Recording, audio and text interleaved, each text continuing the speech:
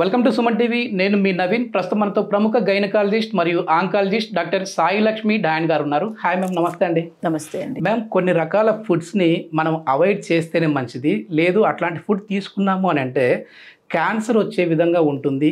అదేవిధంగా మన కిచెన్లో కూడా మనకు తెలియకుండానే కొన్ని వస్తువుల వల్ల, కొన్ని పదార్థాల వల్ల కూడా మనకు క్యాన్సర్ వస్తుందని విన్నాను. సో ఎట్లాంటి వాటిని మనం అవాయిడ్ చేయాలంటే? లుక్ అండి, మన స్పైసెస్, హెవీ స్పైసెస్ వాడకూడదు. అండ్ బజార్లో దొరికే మసాలాస్లో చాలా వాటిల్లో అడల్టరేషన్ ఉంటుంది, కలరింగ్ ఏజెంట్స్ ఉంటున్నాయి, కల్తీలు ఉంటున్నాయి. సో చీప్గా అమ్మేయటానికి, లాభాలు చేసుకోవడానికి కొన్ని కెమికల్స్ యాడ్ చేస్తున్నారు. కారంలో కలర్ వేయటము, పసుపులో కలర్ వేయటము, ఇలాంటివి. అండ్ అవి అవాయిడ్ చేయమంటున్నాము.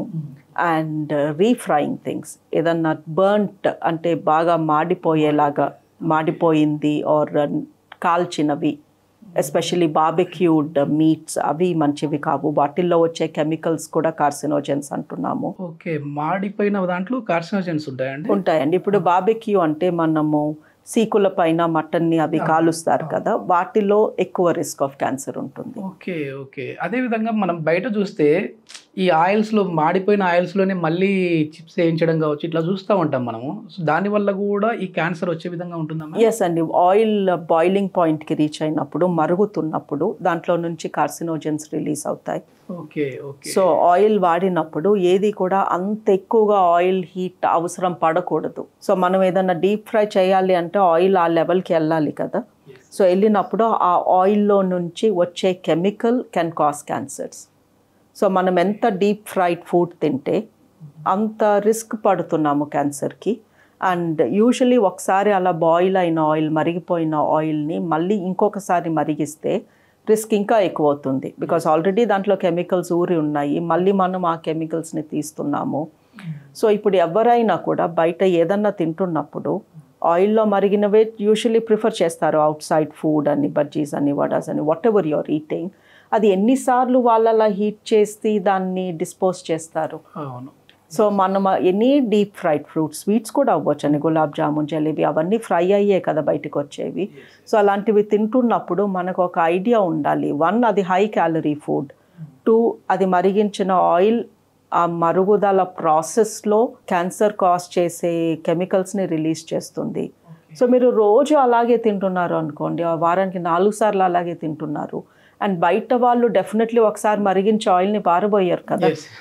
బికాస్ ఆఫ్ అబ్సల్యూట్, మనం ఇంట్లోనే పారబోయాలంటే మనసు ఒప్పదు, అమ్మో ఇంత ఆయిల్ పారబోయటం ఏంటి అని. సో ఈ ఆయిల్లో, మరిగించిన ఆయిల్లో వండినది ఏది కూడా limited quantity, limited number of times తినాలి, వీలైతే అవాయిడ్ చేయాలి. అండ్ మనం కొనే ఆయిల్స్లో ఈ మధ్యన సన్ఫ్లవర్ ఆయిల్ మూలంగా పేగుల క్యాన్సర్ రావచ్చు అని రీసెంట్గా ఒక స్టడీ చదివాను. అంతకుముందు కూడా sunflower oil, grape seed oil, corn oil, canola, మన ఇండియాలో కామన్గా వాడే వంట నూనెలు ఇవే. వీటి మూలంగా కూడా ఇవి బాయిలింగ్ పాయింట్ రీచ్ అయినప్పుడు ఆ ఆయిల్ మూలంగా క్యాన్సర్ రావచ్చు అని ఎప్పటి నుంచో అంటున్నారు. The best oil for cooking is olive oil. Because అది బాయిలింగ్ పాయింట్ రీచ్ అయినప్పుడు ఈ కెమికల్స్ని రిలీజ్ చేయదు. But olive oil is comparatively చాలా ఎక్స్పెన్సివ్, వీటికన్నా 3 రెట్లు ఉంటుంది. సో ఆ వండుకొని తినేటప్పుడు ఆలివ్ ఆయిల్ని వాడి లిమిటెడ్గా, 3 రెట్లు ఎక్కువ ఉంది కాబట్టి 3 రెట్లు తక్కువ తినండి, but use the correct oil. Peanut oil is meant to be good అండి, బికాస్ పీనట్ ఆయిల్కి కూడా సేమ్ ప్రాబ్లం ఉంది. అది కూడా బాయిలింగ్ పాయింట్ రీచ్ అయినప్పుడు పల్లి నూనె, దాంట్లో నుంచి కూడా క్యాన్సర్ కాసింగ్ కెమికల్స్ వస్తాయి. బట్ పల్లి నూనెలో విటమిన్ ఈ ఉంటుంది కాబట్టి ఒక రకంగా కంపారిటివ్గా సన్ఫ్లవర్ ఆయిల్తో కంపేర్ చేస్తే మంచిది అంటున్నారు. సో ఇవన్నీ ఉన్నా కూడా మనకి ఏ ఆయిల్ అయినా అది మరిగించేసరికి దాంట్లో నుంచి చెడు, ఒకసారి మరిగించిన చెడు బయటకు వస్తుంది, ఎక్కువసార్లు మరిగిస్తే ఇంకెక్కువ సార్లు బయటకు వస్తుంది. So basically deep fried food avoid చేసింది బెటర్.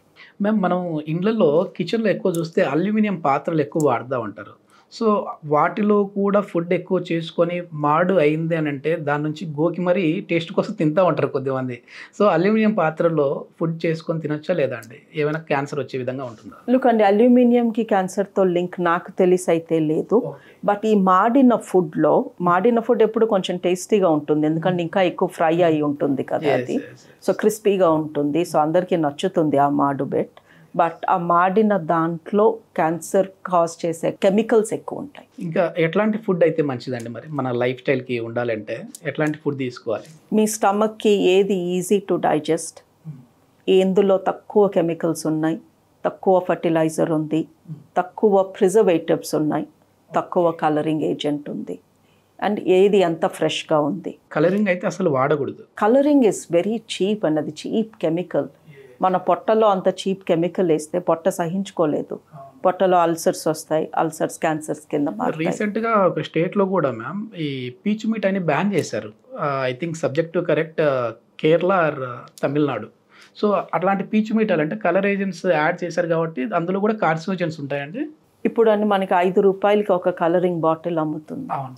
5 రూపాయలకి మీకు అంత కలర్ వచ్చే ఆ కెమికల్ ఎక్కడి నుంచి వచ్చింది, ఎంత చీప్గా వచ్చింది, అండ్ దాని క్వాలిటీ ఏంటి, అలాంటిది మనం ఎలా తింటాము? సో పిల్లలకి బాగుంటుందని పీచు మిఠాయిలో రంగేశారు, అది ఎప్పుడో 50 ఏళ్ల క్రితం బ్యాన్ చేయాల్సింది అని. ఆ పింక్ కలర్ తిని అసలు మన బాడీ ఎలా తట్టుకుంటుంది లోపల? చాలా ఇష్టంగా తింటా ఉంటారు పిల్లలు, అంటే అలవాటు చేసాము.